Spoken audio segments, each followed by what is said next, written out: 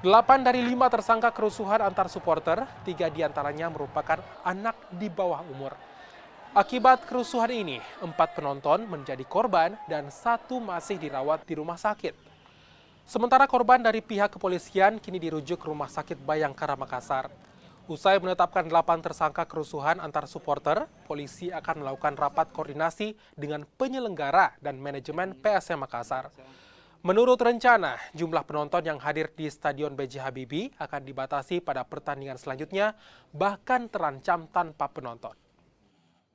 Dari hasil pemeriksaan kita adanya ketersinggungan antara kelompok supporter yang berada di Tribun Selatan. Jadi terbawa emosi dengan melakukan penyerangan kepada kelompok supporter lain.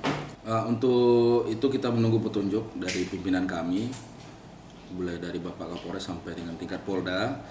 Apakah hasilnya nanti kita akan menunggu dari petunjuk dari beliau, karena nanti akan dilakukan rakor terkait pertandingan kembali di tingkat Polda dengan di tingkat Polres. Hasil koordinasinya seperti apa nanti disampaikan sama Bapak pimpinan kami, Bapak Kapolres.